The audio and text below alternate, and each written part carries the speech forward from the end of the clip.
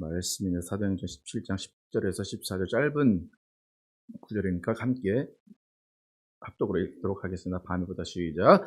밤에 형제들이 곧 바울과 실라를 베레아로 보내니 그들이 이르러 유대인의 회당에 들어가니라. 베레아에 있는 사람들은 데살로니가에 있는 사람들보다 더 너그러워서 간절한 마음으로 말씀을 받고 이것이 그러한가 하여 날마다 성경을 상고하므로 그 중에 믿는 사람이 많고 또 헬라의 귀부인과 남자가 적지 아니하나 데살로니가에 있는 유대인들은 바울이 하나님의 말씀을 베레아에서도 전하는 줄을 알고 거기도 가서 무리를 움직여 소동하게 하거늘 형제들이 곧 바울을 내보내어 바다까지 가게 하되 실라와 디모데는 아직 거기 머물더라. 아멘. 너그럽고 신사적인 하이츠 교회라는 제목으로 나누겠습니다.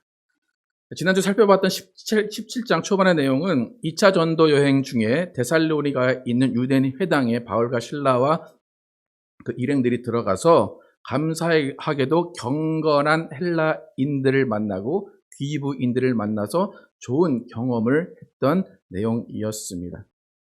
그리고 그 경건한 헬라인과 그 유대인들을 만났을 때 그 유대인들이 또 경건한 헬라인들이 유대교회, 유대인 회당에 들어왔던 그 유대인 회당에 들어왔던 이방인들을 어떻게 좀 끌고 갈 것 같은 그런 생각을 했기 때문에 유대인들이 그들을 또 매를 치려고 하고 잡으려고 했습니다. 그래서 바울과 실라와 모든 일행들은 베레아로 도망을 가게 됩니다.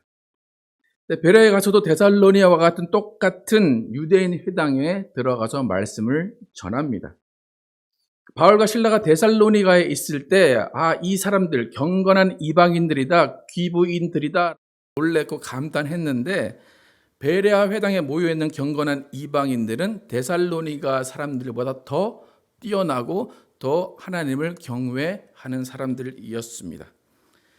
그러니까 데살로니가에서 지난주 만난 그 경건한 헬라인들을 누가복음에 누가가 어떻게 표현을 했냐면 하나님을 경외하는 사람들, 하나님을 경외하는 God-fearers라고 표현을 했습니다. 또 데살로니가에는 적은 귀부인이 있었다라고 표현을 했습니다. 하나님을 경외하는 사람들, 하나님 경외자들, God-fearers는 어떤 사람들이냐면 유대인 종교를 가진 사람이 아닌 이방인들입니다. 그런데 이방인임에도 불구하고 안식일을 구별하여서 회당에 와서 말씀을 듣는 사람들입니다. 그들이 God-fearer라고 하는 사람들이 유대교는 아니기 때문에 할례는 아직 받지 않았고 율법은 지키지 않습니다. 하지만 개종은 하지 않았지만 하나님을 두려워하고 말씀을 듣고 싶어하는 사람들이었습니다. 데살로니가의 사람들이 그렇게 데살로니가에서 경건한 헬라인들이 있었다면 이 베레아 회당에는 그보다 더 뛰어난 사람들이 있었습니다. 그 베레아 사람들의 특징을 오늘 본문이 이야기하고 있는데 모든 특징들이 몇 가지 나와 있지만 그 특징을 어우르는 한 단어가 있습니다. 그 단어는 더 너그러웠다라는 단어입니다. 우리가 지금 읽은 성경은 더 너그러웠다인데 개역 한글에는 신사적이다라고 표현을 합니다.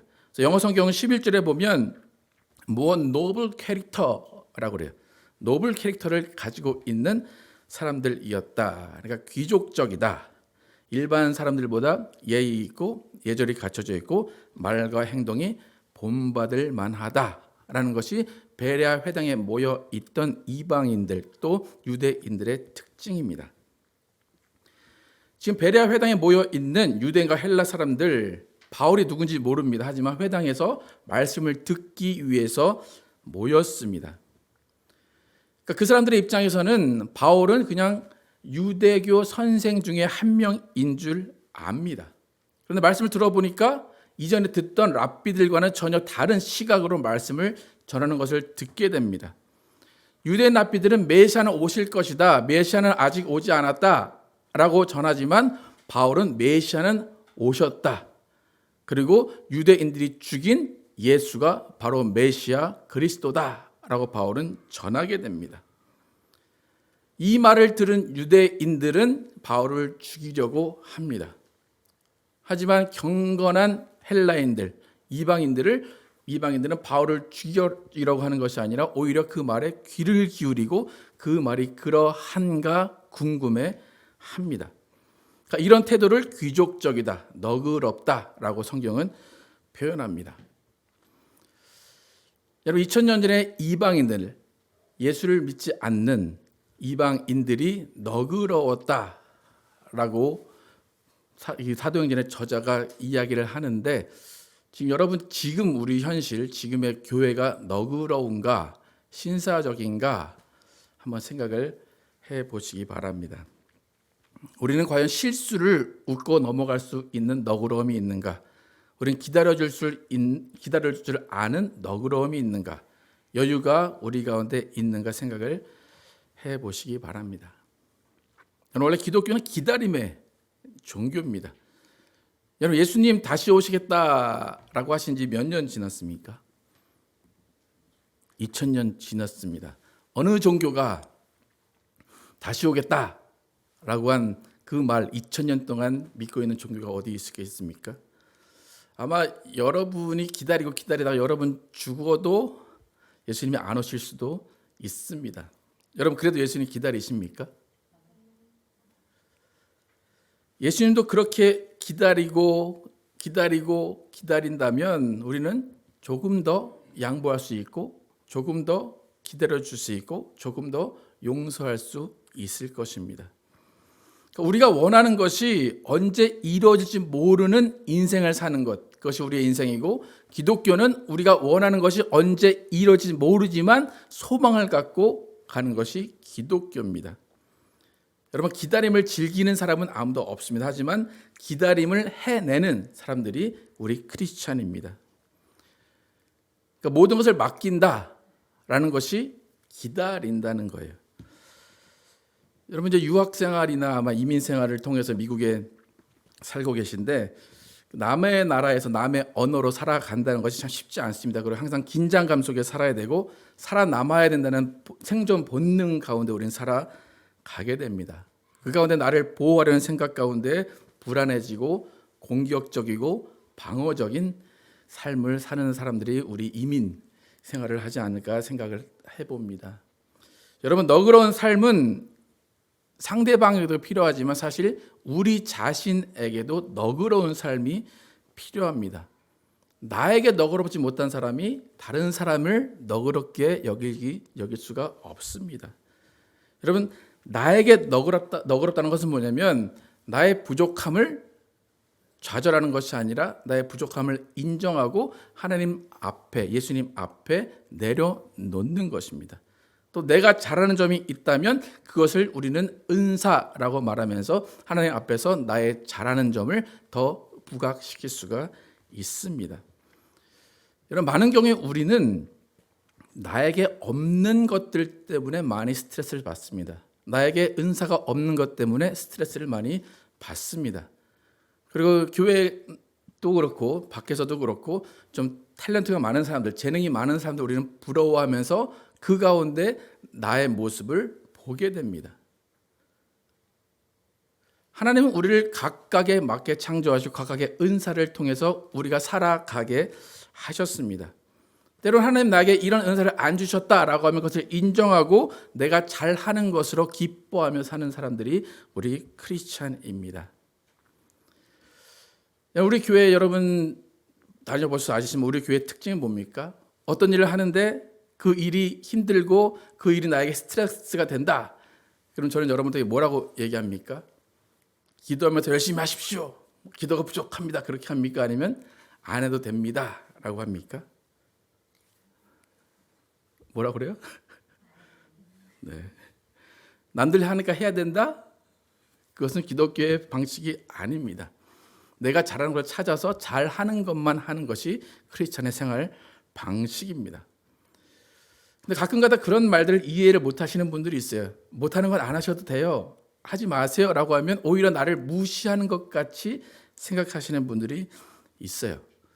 우리 교회 철학은 남의 눈을 의식하지 않는 것이고 여러분이 잘하고 즐거워하는 일을 하는 것이 우리 교회의 철학입니다. 여러분, 이것이 너그러운 모습이고 신사적인 모습입니다. 이런 너그러운 모습이 베레아 회당 가운데 유대인들과 이방인에게 넘쳐났다는 겁니다. 이것이 노블 캐릭터예요. 여러분 스스로 이제 살펴보시기 바랍니다. 여러분 노블 캐릭터 가지고 계십니까? 어떻습니까? 여러분 좀 귀족적으로 살고 계십니까? 아니면 조바심에 막 누구 눈치 보면서 그렇게 살고 계십니까? 그렇지 않은 노블 캐릭터를 가지고 있어야 돼요. 그러니까 좀 여러분 우아하게 사시기를 축복합니다. 베레아 교회가 베레아 그 회당이 그런 곳이었습니다. 이렇게 베레아 지역에 있는 회당에 유대인과 헬라인들이 노블 캐릭터를 가지고 있었는데 이 노블 캐릭터 안에 더 자세한, 더 디테일한 내용이 있습니다. 그래서 첫 번째는 뭐냐면 간절한 마음으로 말씀을 받았다라는 것입니다. 우리 11절 한번 다시 읽어보겠습니다. 11절 시작. 베레아에 있는 사람들은 데살로니가에 있는 사람들보다 더 너그러워서 간절한 마음으로 말씀을 받고 이것이 그러한가 하여 날마다 성경을 상고함으로 간절한 마음으로 말씀을 받았다. 영어 성경으로는 great eagerness예요. 간절하다라는 것을 우리가 좀 많이 오해를 해요. 간절하다는 것은 생각이 오히려 유연하다는 거예요. 간절하다를 우리가 어떻게 생각하냐면 내가 이루고자 하는 것을 계속 추구하고 끝까지 밀고 나가는 것을 간절하다라고 우리는 보통 생각을 합니다. 그런데 간절하다라는 것은 오히려 나의 생각을 내려놓는 것입니다. 생각이 유연해지는 거예요. 오픈 마인드가 되는 거예요. 우리가 설교를 이렇게 듣고 있는데 우리는 성령으로 듣는다고 하지만 생각이 유연해야 설교를 잘 듣게 됩니다. 설교를 들으려면 생각이 유연해야 되고 오픈 마인드가 돼야 됩니다. 설교를 계속 들어도 바뀌지 않고 설교를 계속 들어도 사람의 생각과 행동이 바뀌지 않는 이유는 간절함이 없기 때문이에요. 여러분 제가 지금 말하는 이 간절함이 없다라는 것을 여러분 오해할 수가 있어요. 나는 간절함이 많은데 나는 말씀을 받기 위해서 항상 간절히 그런 마음으로 있는데 왜 그러지라고 할 때 여러분 간절하다는 것을 내가 이루고 싶은 것을 이루어 주십시오라는 것으로 생각하면 그것은 간절함이 아닙니다. 성경이 말하는 간절함은 그런 것이 아니에요. 정말 내가 애가 탑니다. 이거 좀 해주세요 라고 하는 것이 성경이 말하는 간절함이 아닙니다. 성경이 가르치는 간절함은 뭐냐면 끝까지 내가 원하는 것을 내가 이루고자 하고 성취하고자 하는 그 끈질김이 아니라 내 목숨 바쳐서 내가 원하는 것을 이루겠다는 것이 간절함이 아니라 성경에 말하는 간절함의 진정한 의미는 나의 생각과 행동이 바뀔 준비가 됐다는 거예요. 무슨 말인지 아시겠습니까? 내가 간절하다라는 것은 뭐냐면 주님 말씀하시면 내가 그 말씀대로 하겠다는 간절함이지 내 것을 이루어 주십시오. 내가 이렇게 꿈꾸고 있습니다. 내가 이렇게 계획하고 있습니다. 이것을 간절히 원하니 나의 모든 것들을 이루어 주십시오라는 것이 간절함이 아니라는 거예요. 여러분 간절하다라는 것을 지금부터 생각하시면 어떻게 생각하셔야 되냐면 내 생각을 내려놨습니다라는 거예요. 난 간절하다라는 것은 뭐냐면 나는 지금 포기 상태입니다예요. 알아서 해 주십시오가 간절함이에요. 지금까지 알고 있던 간절함과 좀 매치가 되십니까? 그럼 배가 정말 고픈 사람은 주는 것 아무거나 다 먹습니다. 말대로 죽을 것 같이 배고프다 그러면 정말 맛 없는 것을 줘도 맛있게 먹습니다. 근데 배고파요. 간절히 배고파요 라고 하는 사람에게 맛 없는 걸 줬는데 그 사람이 그걸 안 먹어요. 그 사람은 간절히 배가 고픈가요? 안 고픈가요? 안 고픈 사람이에요. 하나님께 여러분 간절히 기도하시죠, 그죠? 간절히 기도하시는데 여러분 간절히 기도해서 받고 싶은 응답은 어떤 응답입니까? 내가 원하는 거죠, 그죠? 그게 간절함이 아니라는 거예요. 내가 간절히 기도하는 건 뭐예요? 뭐든 주면 다 받겠습니다요. 이렇게 하라고 하면 이렇게 하고 저렇게 하면 저렇게 하겠습니다라는 것이 간절함이라는 겁니다.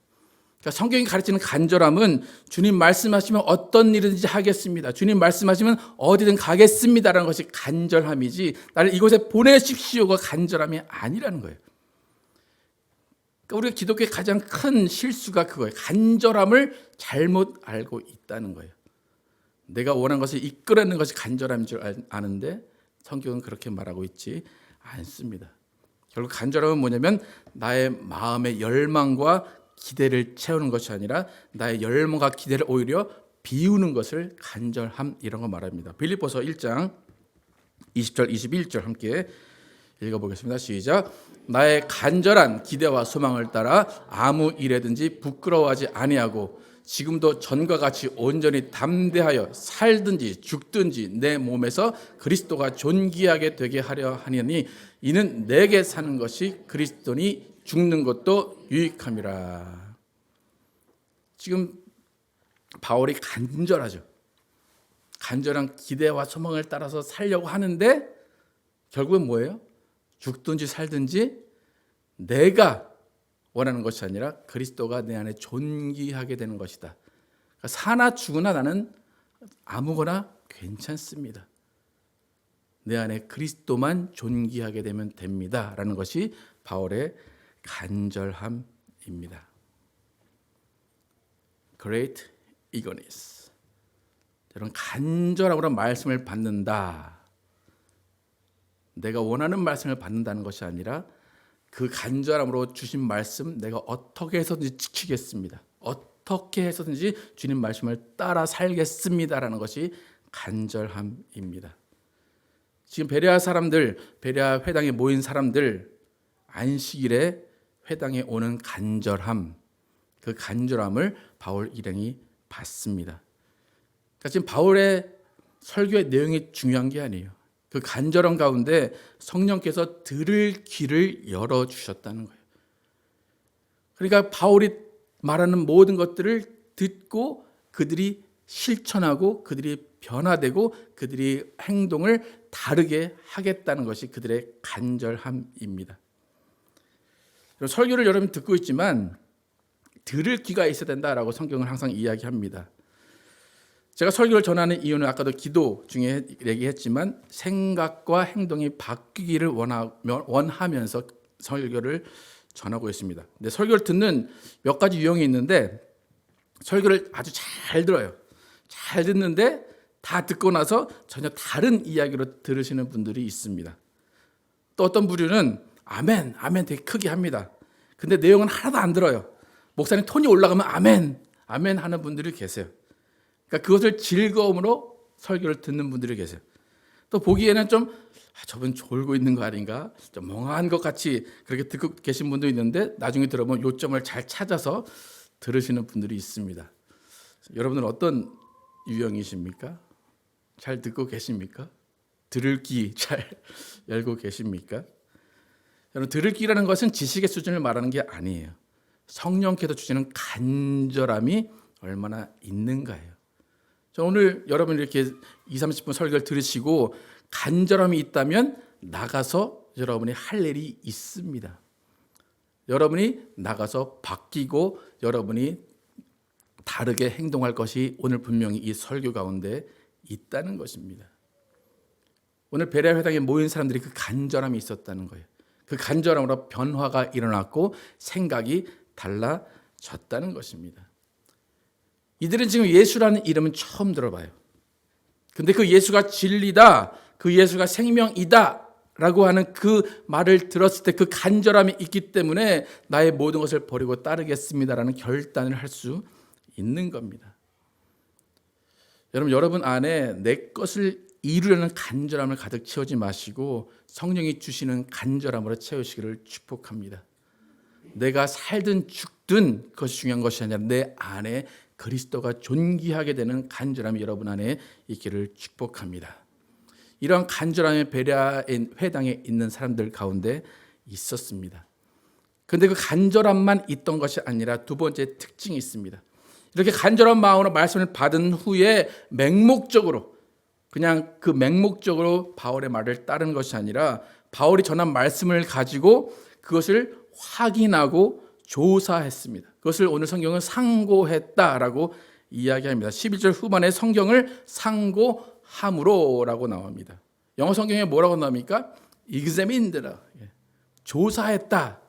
근데 언제 조사했다고 말하니까 every day, 매일매일 조사했다는 거예요. 그러니까 바울이 오늘 얘기했으면 오늘 저녁에 가서 성경을 막 조사한 거예요. 뭘 조사했다고 그래요? 이것이 그러한가 하여.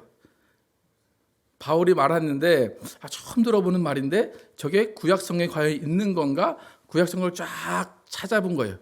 이방인들은 구약성경을 많이 안 보는 사람들임에도 불구하고 매일 저녁마다 성경을 조사했다라고 나옵니다.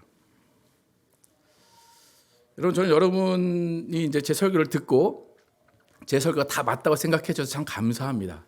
제 설교를 조사하시는 분들이 아무도 없어서 참 감사합니다. 근데 여러분은 뭘 하셔야 됩니까? 이제부터? 오늘부터 제 설교를 듣고 그 다음에 여러분 어딜 또 찾아보셔야 됩니까? 성경을 찾아보셔서 조사해야 돼요. 제가 오늘 간절함에 대해 얘기하고 여러 얘기했는데 이게 정말 이대로 믿어도 되는 것인가 여러분 조사를 할 필요가 반드시 있습니다. 성경이 우리에게 이야기하는 것, 바울이 이야기하는 것, 제가 이야기하는 것 일치하지 않을 수 있습니다. 여러분 그것을 반드시 조사한 다음에 따라가시기 바랍니다. 성경만 제대로 읽으면 사실 다른 복음에 빠질 이유가 없습니다.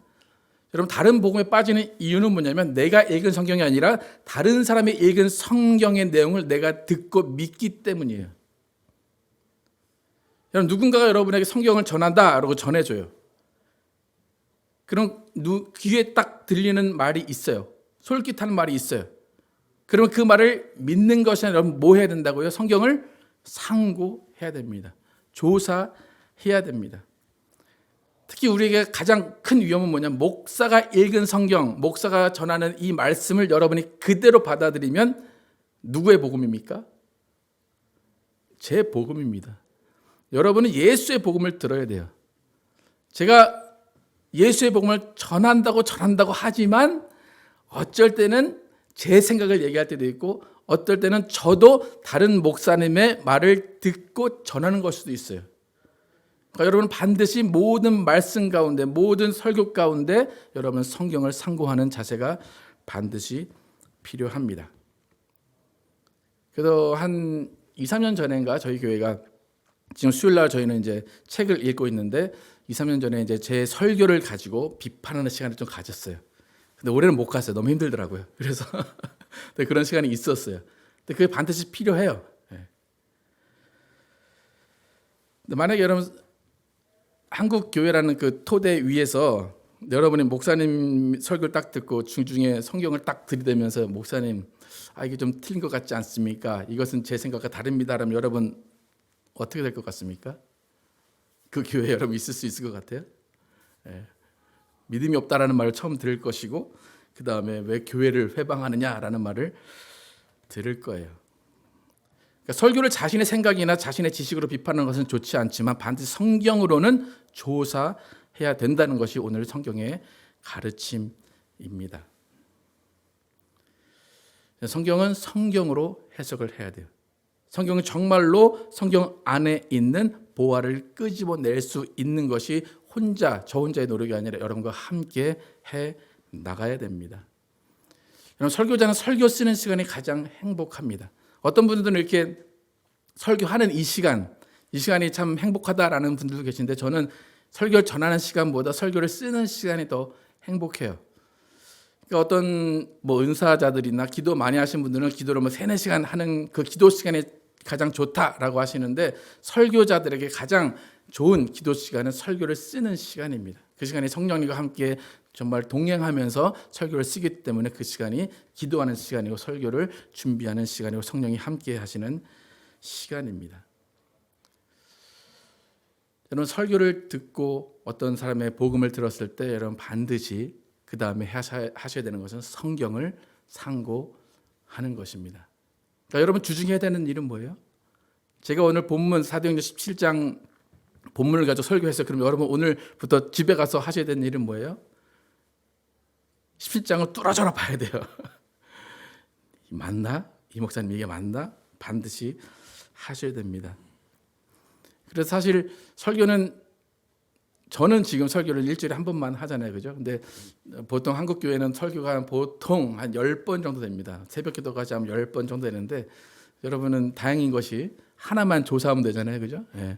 여러분 하나만 조사하셔서 그렇게 성경을 주중에 아까 매일매일 에브리데이라고 하잖아요. 매일매일 성경을 상고하시기 바랍니다. 오늘 이렇게 베레아 회당에 모인 이방인과 유대인들의 특징을 가지고 기독교인들이 우리가 가져야 할 특징을 살펴봤습니다. 우리 하이츠 교회는 너그럽고 신사적인 교회가 되어야 됩니다.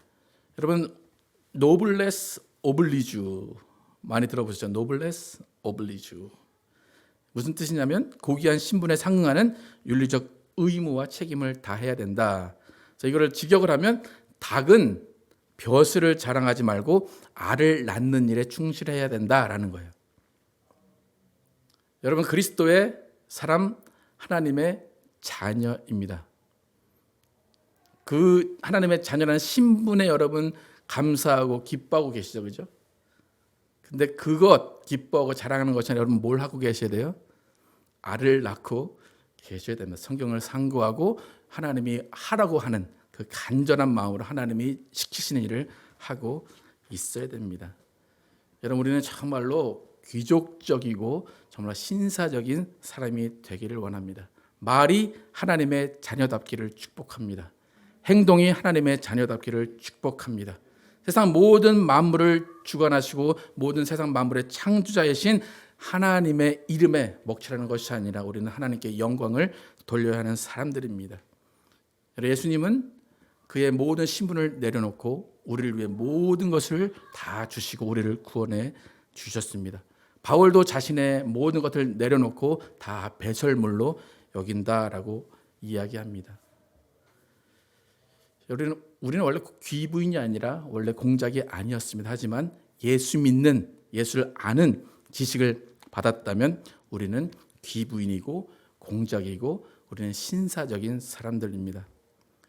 여러분 제가 부탁합니다. 여러분 어디 내놔도 부끄럽지 않은 크리스찬 되기를 축복합니다. 어디 내놔도 칭송받는 하이츠 교회가 되시기를 축복합니다. 오늘 제가 이제 설교를 어제 주보를 다 하면서 설교 제목을 오늘 설교 제목 기억나시나요? 다시 한번 너그럽고 신사적인 하이츠 교회. 그러니까 이 설교 제목 보고 와이프가 막 웃어요. 설교 제목 웃기대 막 그러면서 나는 신사적이지 아니고 나는 뭐라 했죠? 숙녀적인데요 막. 하여튼 뭐 숙녀가 되시든 신사가 되시든 여러분 너그럽고 세상이 칭송하고 세상으로도 존경받는 크리스찬 되시기를 예수의 이름으로 축복합니다.